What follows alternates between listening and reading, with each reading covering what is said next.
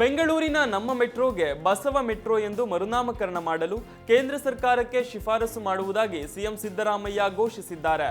ಇದು ಪೂರ್ಣವಾಗಿ ರಾಜ್ಯ ಸರ್ಕಾರದ ಯೋಜನೆಯಾಗಿದ್ದರೆ ಇವತ್ತೇ ಬಸವ ಮೆಟ್ರೋ ಎಂದು ಘೋಷಿಸಿ ಬಿಡುತ್ತಿದ್ದೆ ಎಂದಿದ್ದಾರೆ.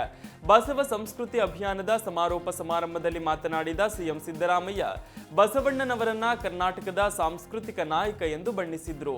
ಬಸವ ತತ್ವಗಳು ಸಂವಿಧಾನದ ಆಶಯದೊಂದಿಗೆ ಹೊಂದಿಕೊಂಡಿವೆ. ಮುಂದಿನ ವರ್ಷ ವಚನ ವಿಶ್ವವಿದ್ಯಾನಿಲಯ ಸ್ಥಾಪಿಸುವುದಾಗಿಯೂ ಭರವಸೆ ನೀಡಿದ್ರು. ವಿಶ್ವಗುರು ಬಸವಣ್ಣ ಅವರನ್ನ ಕರ್ನಾಟಕ ಸಾಂಸ್ಕೃತಿಕ ನಾಯಕ ಎಂದು ಘೋಷಿಸಿದ ವರ್ಷಾಚರಣೆ ಸಂದರ್ಭದಲ್ಲಿ ಆಯೋಜಿಸಲಾಗಿದ್ದ ಸಮಾರಂಭದಲ್ಲಿ ಮಾತನಾಡಿದ ಸಿಎಂ, ನಮ್ಮ ಮೆಟ್ರೋಗೆ ಬಸವ ಮೆಟ್ರೋ ಎಂದು ನಾಮಕರಣ ಮಾಡುವ ಬಗ್ಗೆ ಕೇಂದ್ರಕ್ಕೆ ಶಿಫಾರಸು ಮಾಡುತ್ತೇವೆ. ಚಲನ ಇಲ್ಲದ ಜಾತಿ ವ್ಯವಸ್ಥೆಯನ್ನ ವಿರೋಧಿಸಿ ಬಸವಣ್ಣ ಹೊಸ ಧರ್ಮವನ್ನೇ ಸ್ಥಾಪಿಸಿದ್ರು. ನಾನು ಬಸವಣ್ಣನವರ ಅಭಿಮಾನಿ.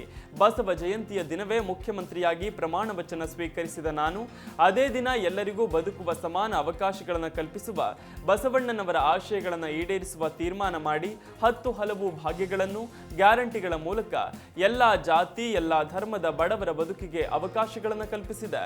ಎಲ್ಲಾ ಸರ್ಕಾರಿ ಕಚೇರಿಗಳಲ್ಲೂ ಬಸವಣ್ಣನವರ ಭಾವಚಿತ್ರ ಇಡುವುದನ್ನು ಕಡ್ಡಾಯ ಮಾಡಿದ್ದು ಇದೇ ಕಾರಣಕ್ಕೆ ಎಂದು ಹೇಳಿದ್ರು.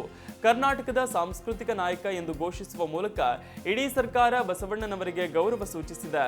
ಜಾತಿ ವರ್ಗ ರಹಿತ ಮಾನವ ಸಮಾಜದ ನಿರ್ಮಾಣ ಬಸವಣ್ಣನವರ ಕನಸಾಗಿತ್ತು ಅಂತ ಸಿಎಂ ಸಿದ್ದರಾಮಯ್ಯ ಹೇಳಿದ್ರು.